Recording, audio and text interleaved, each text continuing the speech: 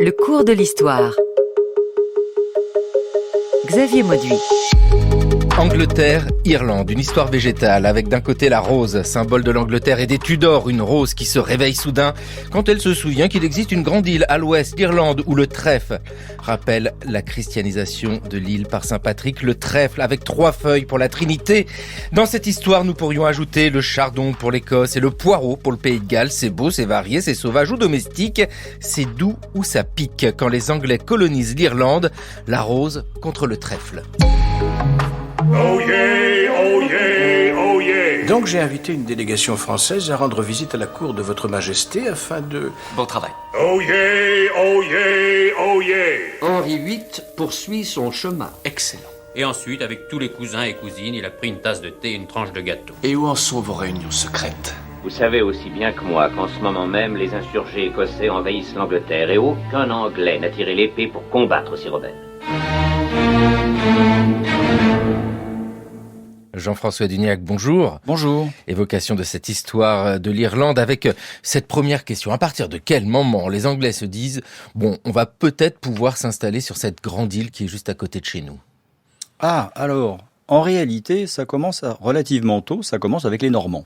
Dès les Normands. Ouais. Dès le XIIe siècle, en réalité, à partir de 1169, il y a un premier débarquement de Normands. C'est une querelle entre rois irlandais. L'un d'entre eux, le roi du Leinster, a été chassé. Il va se trouver main forte auprès d'Henri Plantagenet. Et chemin faisant, revenant, j'allais dire, vers l'Irlande, il embarque avec lui, enfin en tout cas embarque pour lui, beaucoup notamment de seigneurs normands gallois, qu'on va appeler cambro-irlandais, qui vont, à partir de 1169, commencer en réalité une conquête.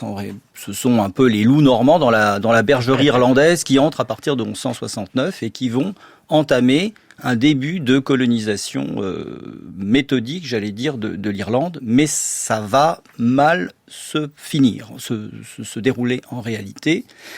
Les Normands arrivent et installent un peu le package normand, c'est-à-dire des mottes castrales, des forteresses. Ils sont là aussi, j'allais dire, militairement mieux armés, en tout cas pendant un temps que les Irlandais.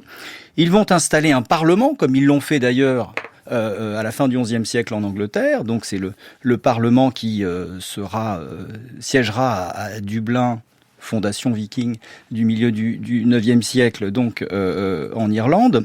Mais en réalité, ce qui va se passer, et c'est là qu'il faut faire un bond, c'est que leur tentative de conquête va se diluer dans la mosaïque irlandaise. Ils vont en grande partie prendre une forme d'autonomie. On a créé un Lord Deputy of Ireland, donc Henri II Plantagenet a créé cela pour essayer de contrôler de manière déléguée l'île, mais en réalité, les potentats irlandais résistent, font venir d'ailleurs des supplétifs, des mercenaires écossais, qu'on va appeler les Gallowglass, plus de 60 compagnies, qui vont organiser une espèce de société de marqueterie militaire, où anciens Normands et Gaëls, j'allais dire irlandais, échangent, s'allient parfois, s'allient même, j'allais dire, dynastiquement. Et à bien des égards, à la fin du XVe siècle, l'Irlande a à peu près échappé au contrôle de l'Angleterre, à l'exception d'une région qu'on appelle le Pale, autour de Dublin, qui est tenue effectivement par les Lord Deputy of Ireland, qui sont les comtes de Kildare. Mais ces comtes de Kildare ont pris beaucoup de champs, de liberté, notamment vis-à-vis des souverains anglais. Et lorsqu'Henri VII, le premier Tudor, donc arrive aux affaires, il faut essayer de rétablir un peu l'ordre dans cette île qui a totalement échappé à son contrôle. Eh oui, d'accord. Une première apparition des Anglais anglo-normands au XIIe siècle, ça dure pas bien. J'aime beaucoup l'idée du package normand avec ces mottes castrales et forteresses. Non mais il faut le dire, hein, Jean-François Duniac, on ne peut pas imaginer ce monde-là comme on imagine le nôtre, avec des pays, des nationalités. On parle de l'Angleterre, de l'Écosse, de l'Irlande. On est dans un monde féodal. C'est une autre conception des choses. Mais quand vous nous dites qu'au XVe siècle, il commence à se passer quelque chose, XVe, XVIe siècle et un nouveau regard qui est porté sur l'Irlande. Pourquoi, de nouveau, on s'intéresse à ce territoire-là ? Eh bien, pour les Tudors, particulièrement Henri VII, la très grande liberté prise par les comtes de Kildare, qui sont Lord Deputy of Ireland, donc Lord député d'Irlande, les a vus notamment s'acoquiner 2 fois avec 2 usurpateurs au trône. Et donc, finalement, l'Irlande, c'est cette espèce de Far West, si je puis me permettre, où en gros, dès lors qu'on a des soucis sur l'île, en Angleterre ou en Écosse, on peut aller faire une seconde carrière et trouver son indépendance en Irlande. Et donc, Henri VII Tudor va d'abord essayer administrativement de reprendre le contrôle.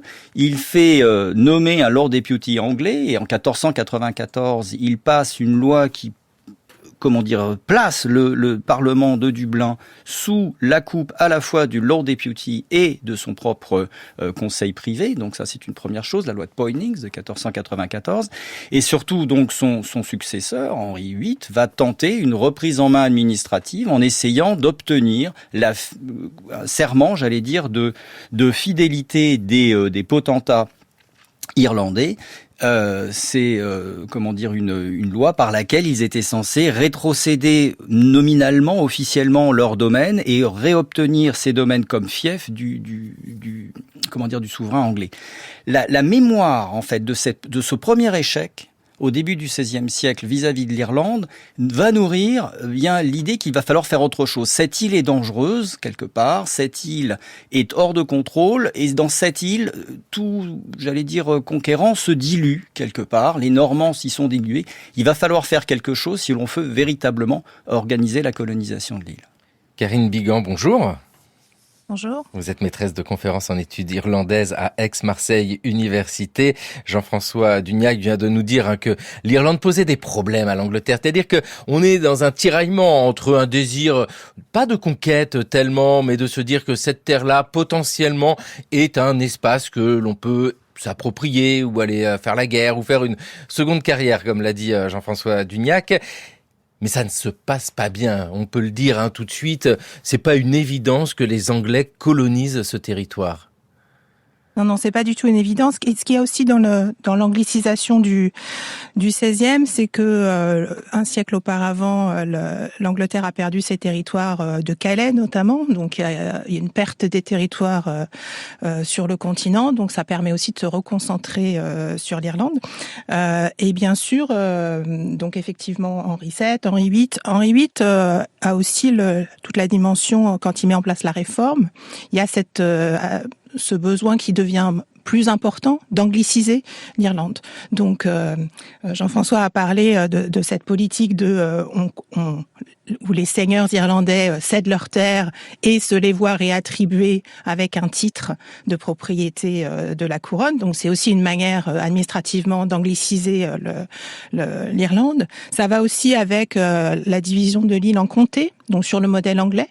Avec aussi des titres de comte, enfin tous les titres de noblesse qui vont avec, ce qui permet bien sûr de contrecarrer l'ordre gaélique qui est toujours en place et notamment la législation des lois qu'on appelle Brehon, qui est un système totalement différent, qui avait jusque-là continué de coexister donc à l'extérieur du Pale dans les zones qui n'avaient pas été conquises. Et en 1541, l'Irlande devient un royaume. Donc n'est plus une seigneurie, mais devient un royaume. Donc on a un espèce le maillage se resserre un peu sur l'Irlande. Et puis à partir des années 1550, on a une nouvelle façon de coloniser l'Irlande qui est la plantation, c'est-à-dire la colonie de peuplement où on essaye d'envoyer ou d'attirer des colons anglais d'abord et puis ensuite anglais et écossais en Irlande. Et l'idée c'est que on va donc ce qu'on a évoqué pour l'instant, c'est plutôt de la colonisation du haut vers le bas. Et là, on est plutôt de la colonisation du bas vers le haut, en implantant des populations considérées comme loyales, qui vont à la fois mettre en place un maillage de routes, de villes, enfin toute une infrastructure qui n'existait pas jusqu'alors, et puis aussi mener par l'exemple en implantant la langue anglaise bien sûr, mais aussi des méthodes agricoles qui ne sont pas les méthodes traditionnelles, Donc on est sur ce modèle-là qui fonctionne pas très bien non plus. Qui fonctionne pas bien non plus. Mais surtout, ce que vous nous dites, Karine Bigan, et c'est vraiment très pertinent, c'est de voir que cette colonisation, c'est un processus. Ce n'est pas un débarquement d'armées qui arrivent de l'Angleterre et puis qui prennent le pouvoir. C'est un long processus avec beaucoup d'intérêts et évidemment des intérêts fonciers, économiques, parce qu'il y a toujours des questions d'argent dans ces histoires-là. Et on peut y rajouter peut-être une petite touche de religion avec Henri VIII. Henri VIII poursuit son chemin. Il se fait donner par le clergé et confirmé par le Parlement le titre de chef suprême de l'Église d'Angleterre. Il se fait donner aussi, par décision du Parlement encore, les dîmes attribuées jusqu'alors au pape. Puis, il s'attaque directement aux biens de l'Église, il confisque les terres appartenant au monastère, les vend pour remplir ses coffres à ceux de ses sujets qui veulent bien les acheter. Cependant, comme il éprouve le besoin de définir la nouvelle situation religieuse, il fait adopter par le Parlement, toujours docile, une série de textes, les fameux 6 articles, qui formule la doctrine de l'Église anglicane. H.G. Farmer, professeur à la Sorbonne, qui s'exprimait dans l'heure de culture française en 1954 avec ce rôle d'Henri VIII. Oh là là, tant d'intérêts qui se mêlent ici avec de votre analyse, Jean-François Dugnac, maître de conférence en histoire moderne à Sorbonne Université. Évidemment, cet aspect religieux, on le met souvent en avant avec Henri VIII. Henri VIII qui décide de rompre avec le pape et puis qui crée sa religion, on va dire l'anglicanisme. Ça joue, bien sûr, mais il y a beaucoup plus d'intérêts autres que simplement cette question religieuse pour comprendre son regard sur l'Irlande. Oui, absolument. Henri VIII, en un sens, est déjà l'héritier d'Henri VII, c'est-à-dire dans cette volonté de reprise en main, on va dire, administrative déjà de l'Irlande. Ça a été dit par Karine, au sortir de la guerre de 100 ans et de la guerre des 2 Roses, en réalité, l'Angleterre est réduite à un morceau d'île, j'allais dire, avec simplement un pied-à-terre sur le continent. Et donc l'Irlande, finalement, l'attention peut à nouveau se porter vers l'Irlande, qui a servi très longtemps, je l'ai dit aussi, parfois de refuge pour tout ce qui pouvait constituer des oppositions. Et donc la politique religieuse d'Henri VIII, il faut l'entendre aussi comme une politique tout court, c'est-à-dire en fait ça fait partie cette fois-ci du package henricien de choses à imposer. Et effectivement, la réforme henricienne, relève littéralement de cette politique. Il est vrai qu'à partir de là, au tout début des années 1540, ça va créer une nouvelle situation avec l'installation en fait d'une Church of Ireland, c'est-à-dire une église qui sera une église officielle, donc distincte désormais de l'église catholique, ça c'est une première chose, et induire également une forme de schisme à l'intérieur de la population irlandaise entre, bien sûr, les Irlandais, les Gaëls, mais surtout à l'intérieur de la population d'origine britannique et particulièrement les Anglais, ceux des Anglais qui étaient arrivés avant la Réforme et qui vont rester catholiques, qu'on va surnommer les Old English, et ceux qui, après la Réforme, vont arriver et d'abord henriciens puis protestants, qu'on va désigner comme New English. Et comme c'est pas assez simple encore, il va falloir, ou pas assez compliqué plutôt, on verra quelques décennies plus tard, débarquer des Écossais presbytériens. Mais ça, c'est autre chose. Mais il est clair on voit une marqueterie religieuse s'instaurer en Irlande. Et oui, parce qu'il faut aussi peut-être un prétexte pour intervenir. Karine Bigan, est-ce que la religion peut être un prétexte? Je vous le fais de manière très simple, dire Henri VIII au XVIe siècle met en place l'anglicanisme en Angleterre et ces Irlandais restent catholiques. C'est pas possible. En fait, c'est pas du tout comme ça qu'on doit comprendre le regard porté par l'Angleterre sur l'Irlande. C'est peut-être possible dans un texte, mais sur le terrain, c'est pas possible. Oui. Parce qu'il n'y a pas l'infrastructure pour vérifier les conversions, etc. Même si les messes peuvent être interdites, mais comme personne ne peut vérifier si elles ont lieu ou pas, en fait, il y a une grande différence, et c'est vraiment vrai pour l'Irlande. Les relations entre l'Angleterre et l'Irlande, il y a toujours une grande différence entre la théorie et la pratique sur le terrain. Et pour moi, il me semble que la dimension religieuse s'accentue plutôt avec Élisabeth, parce que c'est elle qui fait vraiment de l'église anglicane une église protestante. L'église anglicane d'Henri VIII reste très proche du catholicisme, et puis c'est une église, un début. Et donc, sous le règne d'Élisabeth, on a vraiment cette dimension religieuse qui devient importante, mais aussi une dimension géopolitique avec l'Espagne notamment. Donc c'est vraiment à partir du moment où elle est excommuniée par le pape, donc à la fin des années 1560, qu'en fait ça donne l'autorisation aux catholiques fidèles d'aller la contrer, et donc on a l'armada espagnole dans les années 80-88 qui essaye d'aller se débarrasser d'Élisabeth. Et donc dans ces cas-là, évidemment, puisque l'Irlande est encore très très très très largement catholique, l'Irlande peut servir de tremplin pour une attaque de l'Angleterre par l'Espagne. Et oui, cette fin du XVIe siècle, c'est la période des guerres de religion. On en parle beaucoup pour la France, mais partout dans le monde, en tout cas dans l'Europe, il y a des échos avec ces Espagnols et l'invincible armada de 1588. Il y avait une tempête, c'était dommage. Dites-nous, Jean-François Dugnac, la religion ne peut pas expliquer la colonisation de l'Irlande. Ce n'est pas avec Élisabeth Ier, fin du XVIe siècle, deuxième moitié du XVIe siècle, profondément marquée par l'anglicanisme qui devient de plus en plus proche du protestantisme. C'est pas ça qui lui fait dire « je dois contrôler l'Irlande parce que je ne veux plus ces catholiques ». Non, la preuve, c'est qu'en fait, la première tentative de colonisation a lieu précisément sous Marie Tudor, Marie la sanglante, entre guillemets, c'est-à-dire la catholique. On est à partir de 1556, on essaye effectivement, et ça c'est une première façon tout à fait caractéristique, on s'essaye à une colonisation, j'allais dire, d'État, par la création de deux comtés, le comté de la Reine et le comté du Roi, qui sont juste à l'ouest en fait de la zone véritablement contrôlée par le monarque anglais, c'est à l'ouest du Pale, où on essaye donc d'implanter deux comtés qui sont véritablement une entreprise d'État contre deux clans, les O'Moore et les O'Connor, qui attaquaient régulièrement et qui pillaient le Pale, justement. Donc il y a vraiment une politique d'État. Et ça tourne à la capilotade, littéralement, entre 1556 et 1578, près de 20 ans de résistance. Les O'Moore, notamment, se réfugient sur les hauteurs ou dans les zones marécageuses et entament une guérilla qui se terminera d'ailleurs par un massacre. Et le coût exorbitant de cette tentative, déjà un peu limitée tout de même, de ces deux comtés, lancés donc, comme je le disais, sous Marie, montre qu'on ne va pas pouvoir se lancer dans une politique complètement d'État, qu'il va falloir s'appuyer exactement comme on le fait au même moment avec les compagnies de commerce qui partent vers la Baltique, vers l'Afrique, etc. L'État, le petit État anglais, sous-doté, une petite population, très peu de moyens, va être obligé de s'appuyer sur les initiatives, on va dire, privées. Et ça donnera, dès les années 1560, d'autres tentatives où cette fois-ci on va s'appuyer sur d'authentiques compagnies ou des entrepreneurs qui, depuis l'Angleterre, le Pays de Galles et plus tard l'Écosse, vont tenter l'aventure de transplanter des milliers de Britanniques vers cette terre promise qui est censée être l'Irlande.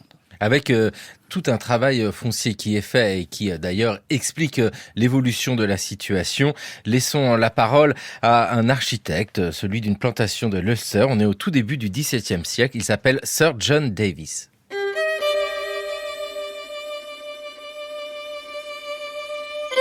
Les terres des Irlandais en Ulster étaient la partie la plus rude et la moins réformée de l'Irlande, et le centre de la dernière grande rébellion.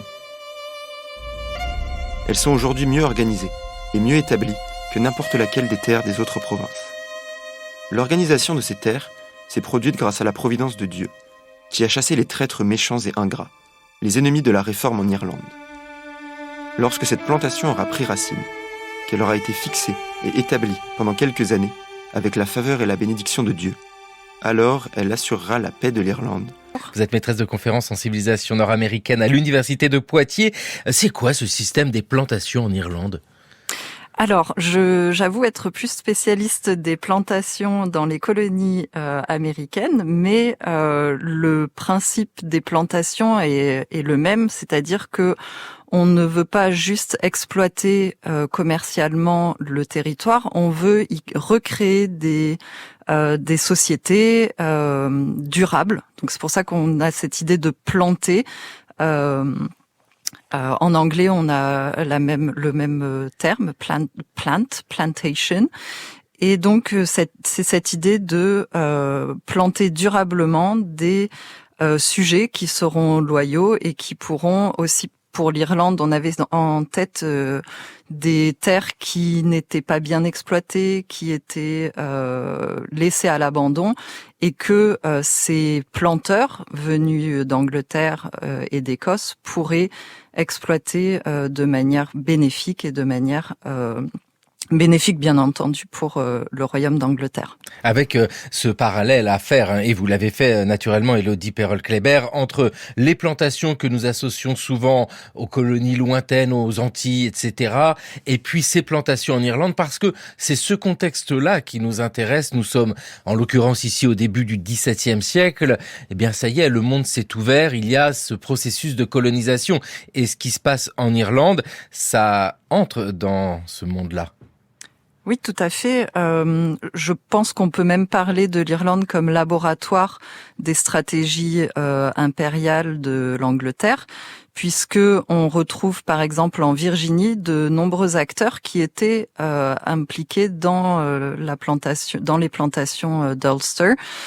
Donc qui ont bénéficié en fait d'une prise en main coloniale, si on peut dire, de l'Irlande, qui fut transplanté dans les colonies, notamment antillaises de la Barbade, Montserrat, qui était surnommée la Petite Irlande, et également les colonies continentales, principalement de la Virginie et du Maryland. Donc on a vraiment cette idée de faire ses armes en Irlande et transplanter ces stratégies coloniales dans les colonies nord-américaines et antillaises. Les premiers Irlandais du Nouveau Monde, une migration atlantique, 1618-1705. Élodie Perrol-Kléber, c'est votre étude avec ces migrations qui commencent en fait dès le début du XVIIe siècle. Donc il y a des plantations imposées par les Anglais en Irlande, mais ces Irlandais eux-mêmes partent et s'en vont dans le Nouveau Monde. Oui, tout à fait. Alors, certains s'en vont volontairement. Par exemple, notamment le Maryland est une colonie dont le propriétaire, Lord Baltimore, obtient une charte du monarque et il est catholique. Et donc, il établit une colonie, le Maryland, qui, en 1649, vote une loi Act of Toleration, donc une loi de tolérance qui permet aux habitants de cette colonie d'exercer leur religion chrétienne, hein, bien entendu, mais qu'elle fût catholique, protestante, de manière discrète, mais autorisée. Karine Bigan, mais c'est incroyable, quand on imagine ces plantations, il y a bien des territoires, il y a bien des gens, alors je sais pas comment on peut qualifier la propriété foncière à ce moment-là, mais enfin bon, ces terres appartiennent bien à des gens, ou en tout cas il y a une domination dessus, ça pose des problèmes, j'imagine. Moi, je peux me concentrer sur la plantation d'Ulster au début du XVIIe. Donc, vous avez cité John Davis là. Donc, évidemment, c'est lui qui avait planifié tout le programme, donc il est assez fier de lui. Mais sur le terrain, ça se passe pas aussi clairement que ce qu'il peut dire dans sa citation. Donc, en fait, l'Ulster, la dernière province qui n'avait pas été colonisée, se retrouve vidée de son élite irlandaise à partir de 1607, puisqu'il y a une fuite des seigneurs locaux qui partent chercher de l'aide sur le continent pour pouvoir rétablir l'ordre gaélique. Donc les terres sont confisquées et redistribuées à des colons, à la fois anglais, à la fois écossais, mais aussi des Irlandais jugés méritants, et aussi d'anciens soldats ou des fonctionnaires pour services rendus. Et donc le plan est très très très précis avec selon la taille des parcelles des choses que les colons doivent faire, c'est-à-dire implanter des familles, construire des ouvrages défensifs, implanter aussi construire des villes. Donc c'est vraiment le début du maillage en Ulster qui deviendra par la suite l'Irlande du Nord, mais c'est aussi le début de cette coexistence en Ulster de trois communautés, donc les Irlandais qui sont restés catholiques, les Anglais qui sont anglicans et les Écossais qui sont presbytériens. Donc la mosaïque qu'on connaît aujourd'hui en Irlande du Nord date du début du XVIIe siècle. Et un principe de cette colonie de peuplement était la ségrégation, c'est-à-dire qu'en théorie, les colons britanniques et écossais ne pouvaient pas avoir de tenanciers irlandais.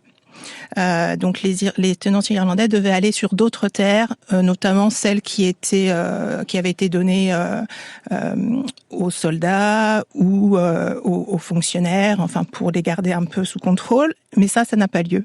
Parce qu'en fait, il n'y a pas assez de colons britanniques qui arrivent. Donc, dans un premier temps, les tenanciers irlandais restent sur place. Donc, c'est vrai que cette colonie Ulster, on se pose toujours la question, est-ce que c'est un succès ou un échec ? Dans les 20 premières années, ça semble être un échec parce que, quoi qu'en dise John Davis en 1612, on est très très loin de sa réalité à lui sur le terrain.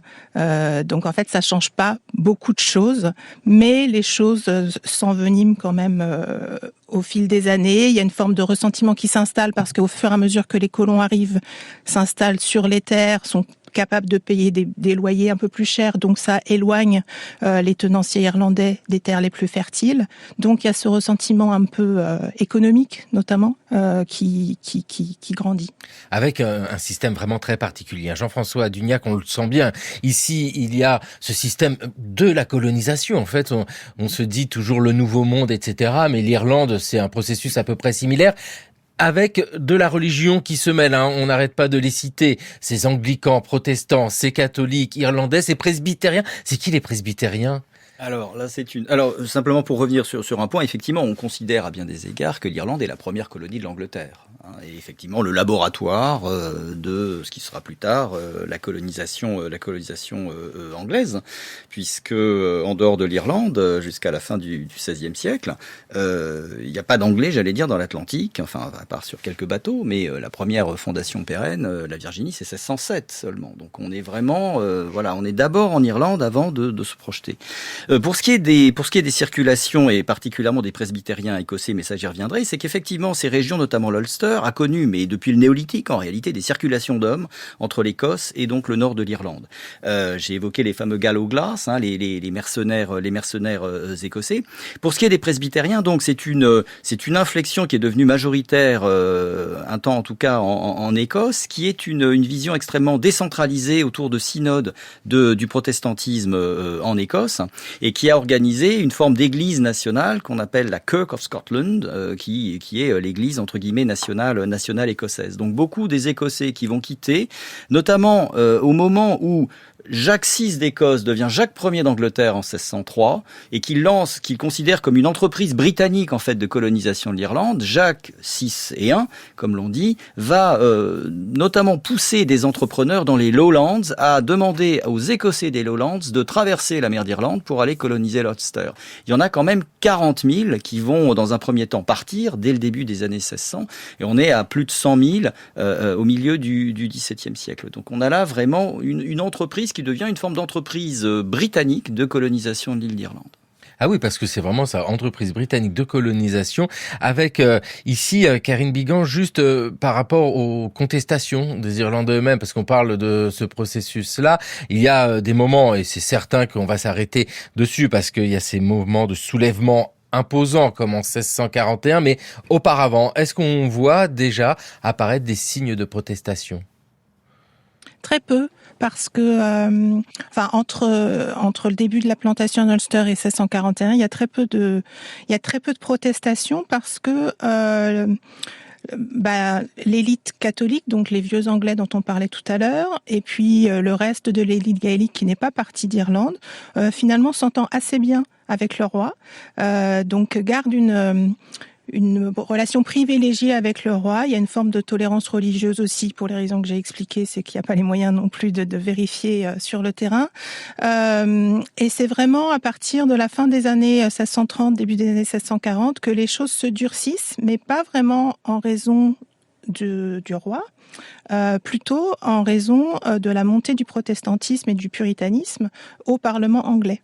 Ce qui fait que les élites catholiques en Irlande se sentent menacées par cette montée et cette espèce de concurrence protestante au Parlement anglais et pensent que leurs droits politiques et leurs droits fonciers, enfin la propriété foncière, est remise en question.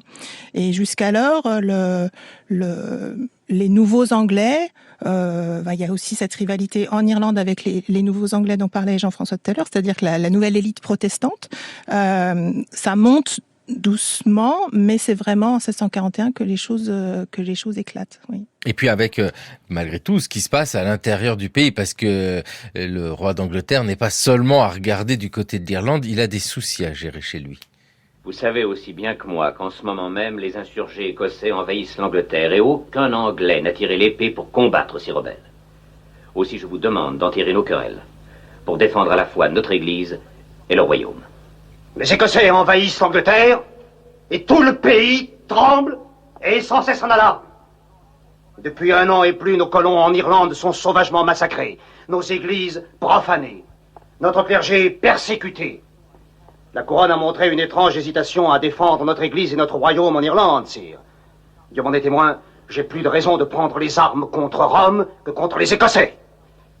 Voudriez-vous me voir déclarer la guerre à toutes les nations catholiques du monde, monsieur Cromwell? Votre devoir divin est de défendre notre église en quelque lieu que ce soit. Vous nous parlez d'une chose qui peut nuire à la nation dans l'Europe entière. Votre Majesté est-elle sûre qu'elle ne songe pas davantage aux intérêts de son entourage qu'à ceux du peuple d'Angleterre?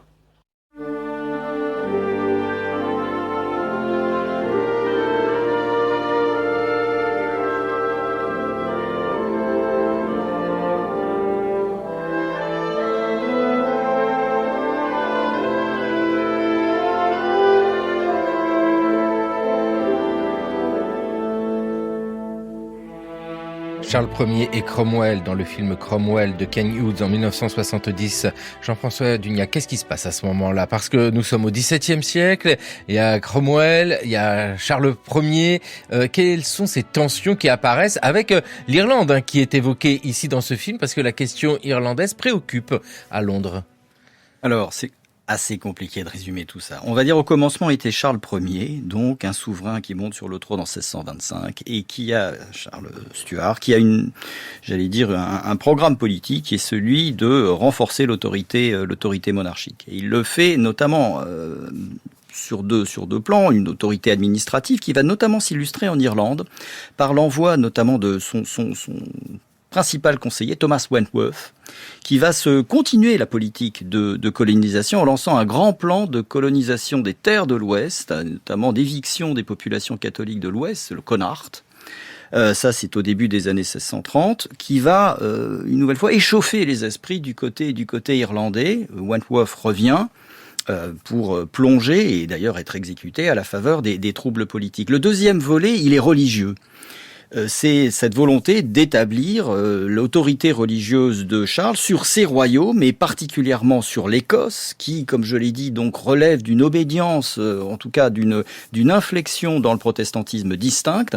Et là, c'est son autre conseiller, c'est William Laud cette fois-ci, qui tente d'imposer une forme de, on va dire, d'uniformité religieuse, de conformité religieuse, j'allais dire, à l'Écosse. Et l'Écosse donc se soulève et déclenche donc à partir de 1640-1641 ce qu'on va appeler la guerre des évêques, c'est-à-dire une authentique invasion du nord de l'Angleterre par des armées écossaises. Et c'est le sens de l'extrait qui a été donné.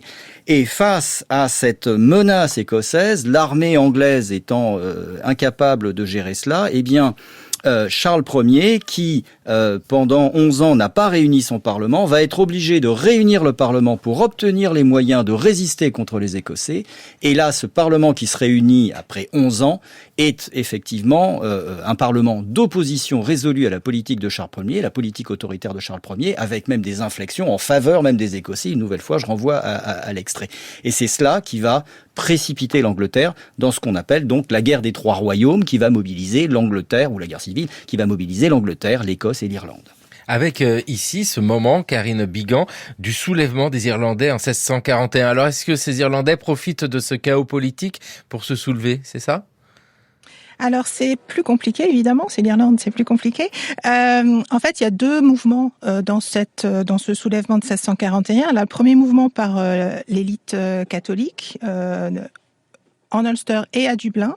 Le soulèvement, il y a deux complots concomitants en fait. Le soulèvement de Dublin échoue totalement et donc reste le soulèvement en Ulster où en fait c'est une espèce d'attaque préventive où l'élite catholique prend les châteaux, enfin se saisit des châteaux de l'élite protestante pour asseoir sa position et donc dénoncer, enfin en tout cas exprimer ses craintes envers une baisse éventuelle, enfin cette perte cette érosion des droits politiques, de la tolérance religieuse par rapport à ce qui se passe au Parlement anglais.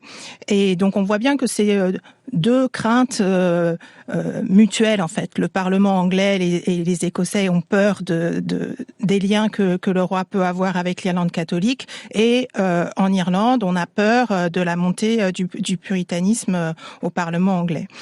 Donc il y a ce premier mouvement qui est suivi par des soulèvements populaires où finalement oui il y a une espèce d'opportunité de la part pas de l'élite, mais vraiment des classes plus populaires irlandaises, d'attaquer les colons protestants, de les chasser de leurs terres, de les piller, de les voler, etc.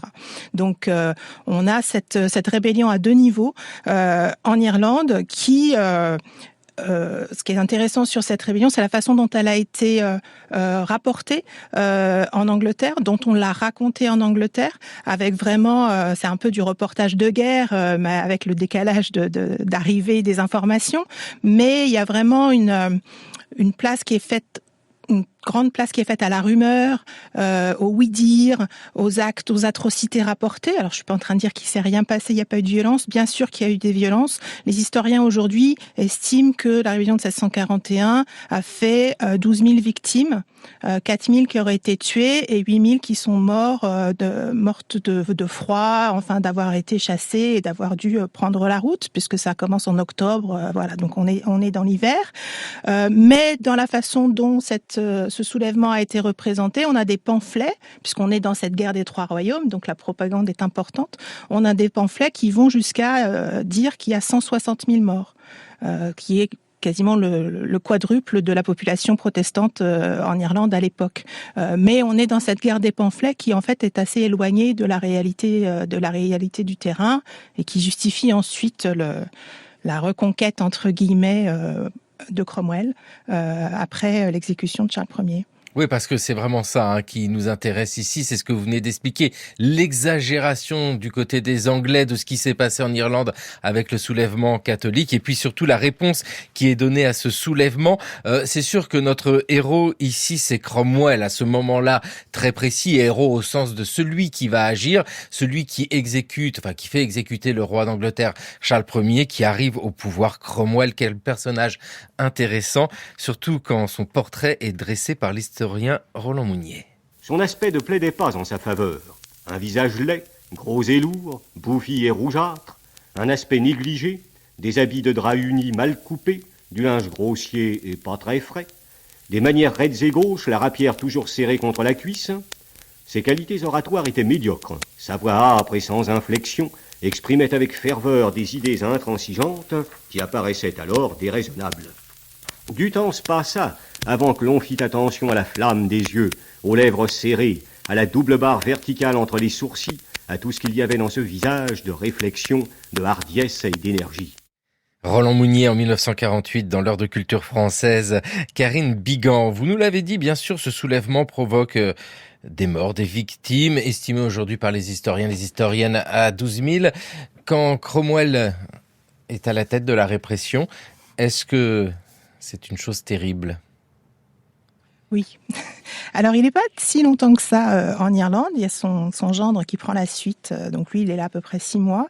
Mais il y a 2 massacres qui sont encore des plaies pas tout à fait cicatrisées en Irlande aujourd'hui. Donc, il y a Drogheda et Wexford. Et clairement, quand il raconte ce qui s'est passé, il lit ces événements à la rébellion de 1641, en disant que c'était une forme de représailles contre ces Irlandais qui ont les mains pleines de sang des colons protestants. Et c'est des choses qu'on a continué à voir assez récemment en Irlande du Nord, sur les fresques murales. On avait des représentations de Cromwell avec cette citation de on a vengé les nôtres.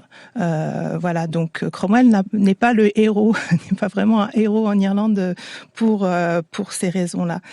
Mais encore une fois, après la reconquête de Cromwell et de Ironton qui dure jusqu'en 1653, on a encore un plan de redistribuer les terres. Donc la propriété foncière est toujours là en arrière-plan. Donc la colonisation continue et il y a ce plan de déplacer la population irlandaise vers le Connaught, donc vers pour ceux qui sont fans de rugby, c'est la zone ouest, mais qui est vraiment très peu fertile. Et donc il y a cette fameuse citation to hell au Connaught, donc soit vous allez en enfer, soit vous allez dans le Connaught, mais en fait ça n'a pas lieu non plus. Donc c'est un slogan qui est lancé à l'époque, mais qui ne se réalise pas finalement dans les années qui suivent.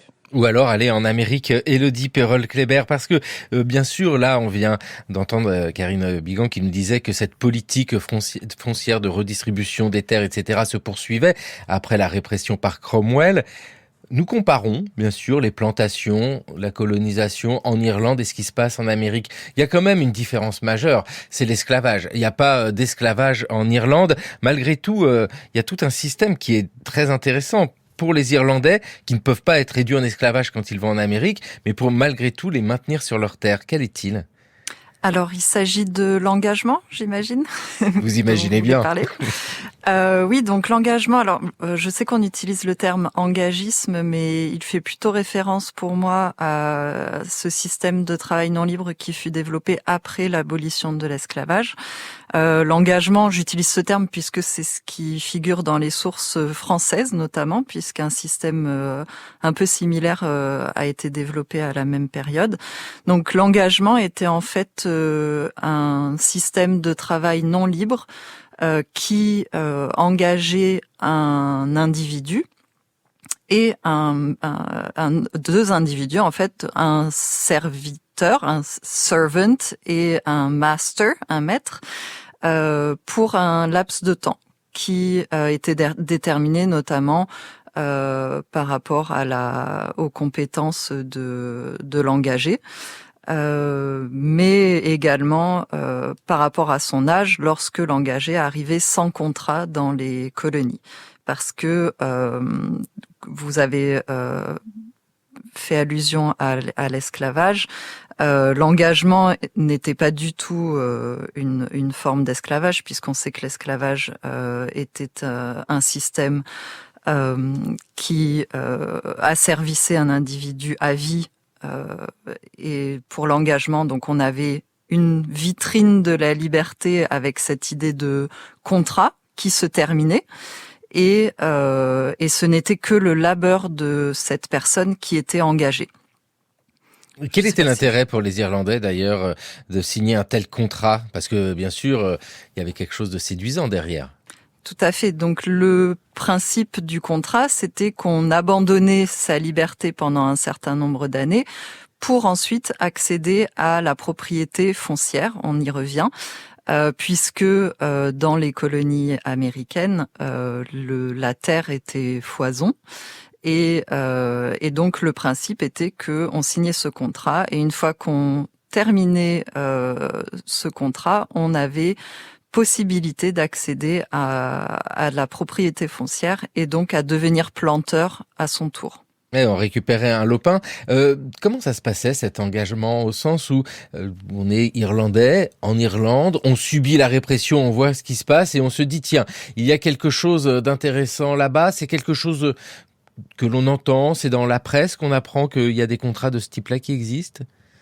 Alors il y a de la propagande via des pamphlets, mais il il y a également ce qu'on appelle le spiriting. Donc, c'est une forme de kidnapping, en fait, de l'époque, où des facteurs, pas au sens moderne du terme, mais des agents qui sont commandités par des marchands, des investisseurs, puisque vous imaginez bien que cette idée de s'appeler le head right system, donc cette idée de attribuer un lopin de terre à toute personne qui s'installerait dans les colonies, ce système a bien entendu aiguisé l'appétit d'investisseurs qui pour obtenir de larges lopins de terre, avaient des facteurs qui battaient les campagnes irlandaises pour recruter souvent sous des excuses fallacieuses des individus,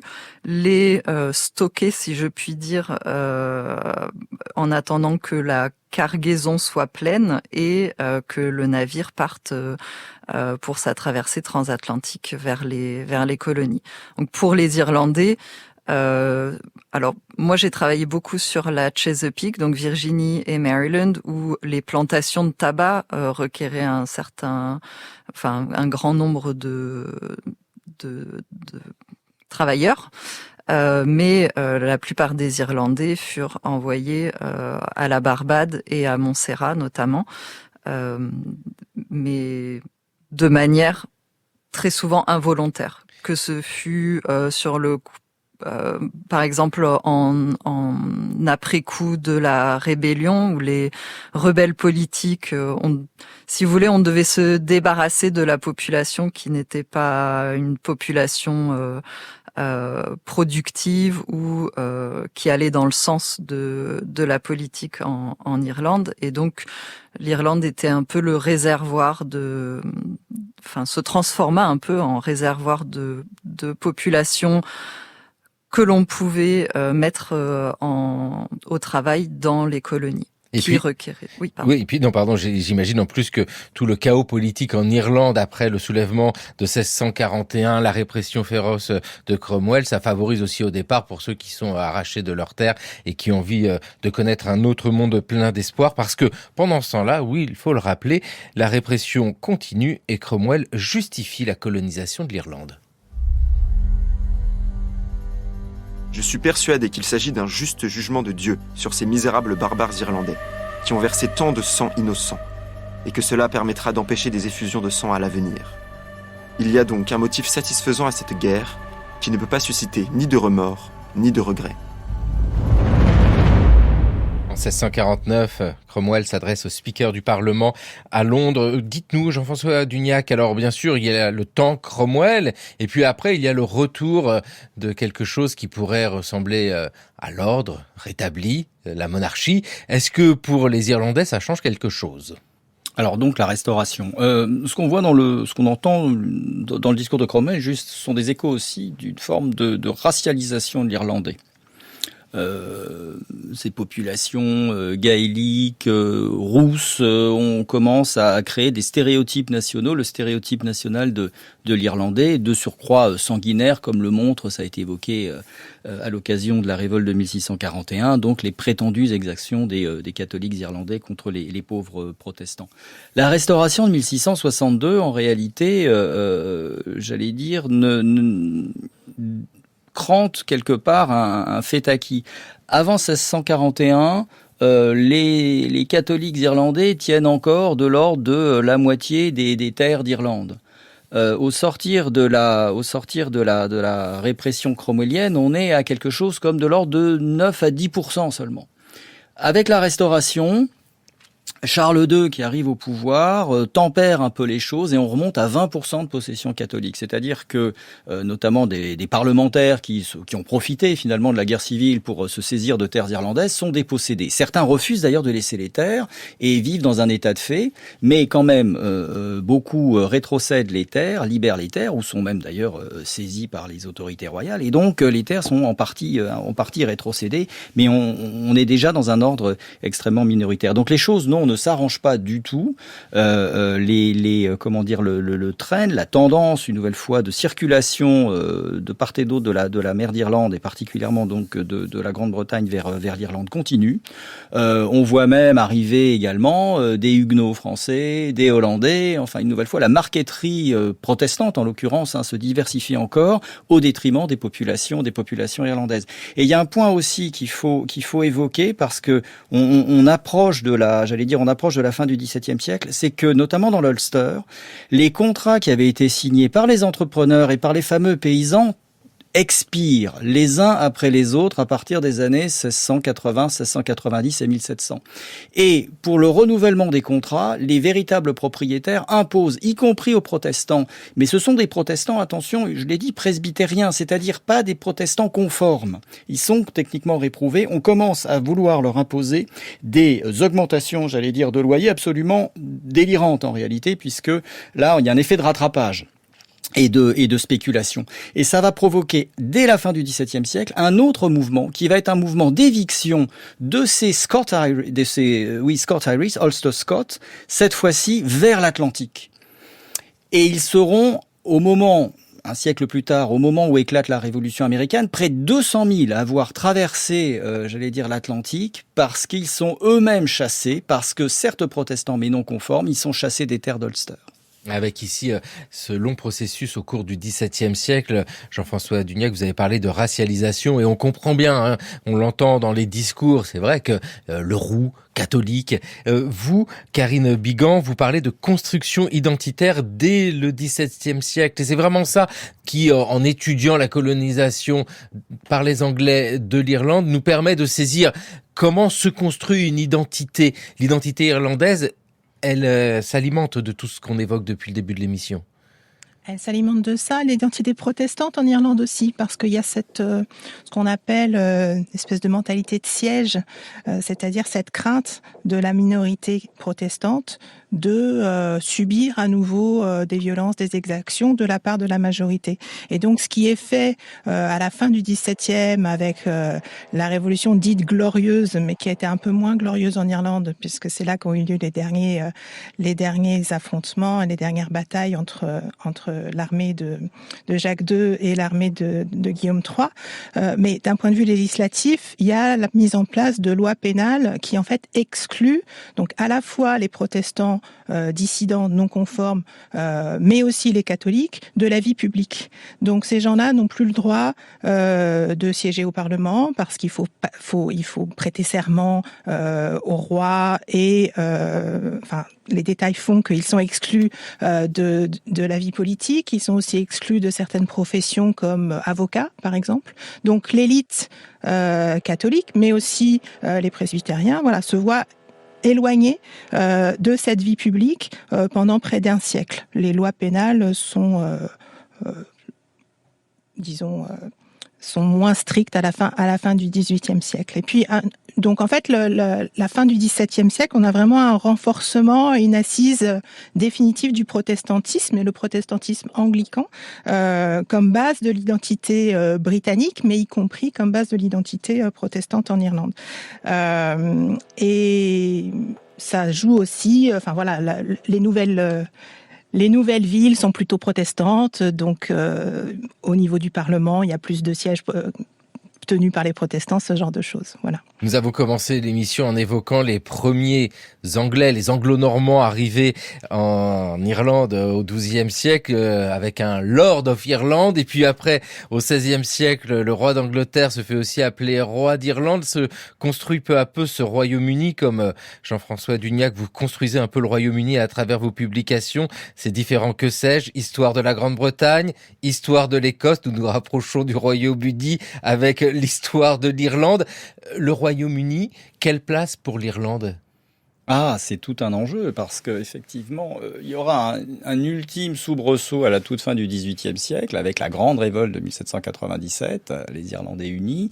Et comme il l'avait fait pour l'Écosse, finalement, le pouvoir britannique va décider d'arraisonner l'Irlande à l'ensemble du Royaume-Uni, donc désormais de Grande-Bretagne et d'Irlande, en 1800-1801, ce qui va avoir toute une série de conséquences. D'abord, le Parlement de Dublin dont j'ai parlé s'éteint Il y aura désormais une représentation à Londres.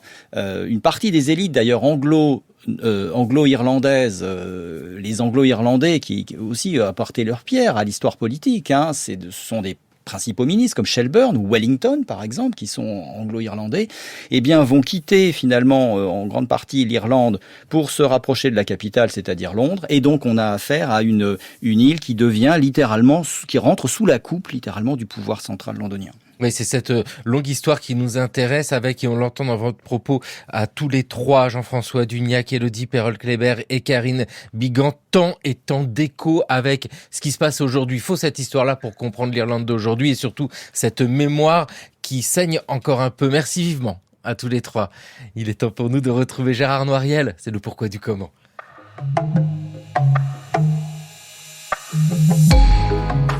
Comment est né le droit du travail au Moyen-Âge ? Entre 60 et 80 000 individus vivaient à Paris en 1200. Un siècle plus tard, la ville en comptait près de 250 000. Cette progression spectaculaire s'explique par des raisons démographiques, mais aussi par le dynamisme économique de la cité.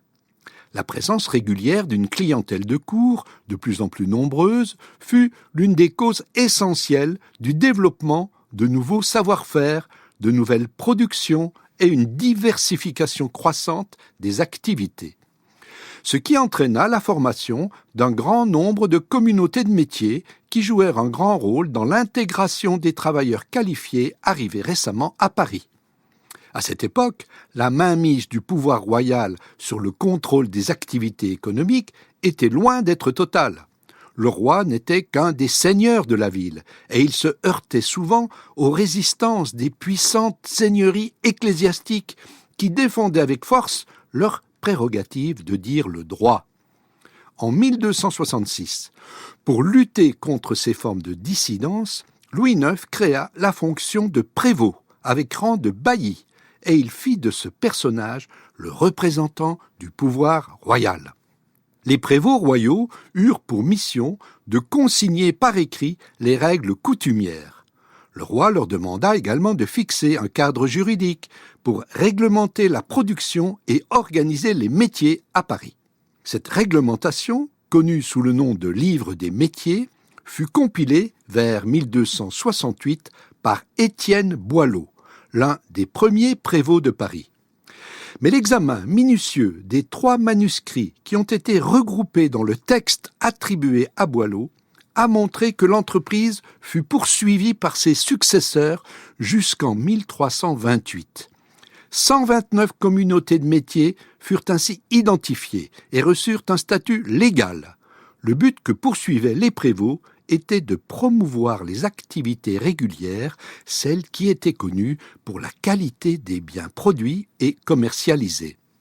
En s'appuyant largement sur le témoignage des gens de métier et sur leur consentement, le prévôt de Paris put ainsi renforcer l'institutionnalisation des communautés de métiers et conforter leur rôle d'interlocuteur direct du pouvoir. La plupart des métiers pris en compte dans la réglementation établie par Boileau et ses successeurs concernent des activités artisanales et commerciales.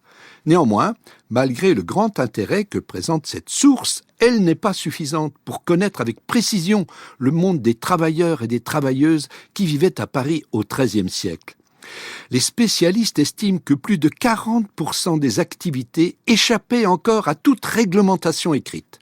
C'était le cas notamment pour un grand nombre de métiers du cuir et pour beaucoup d'autres activités de production très spécialisées telles que les nattiers, les savonniers, les plombiers, les fabricants d'instruments de musique, etc.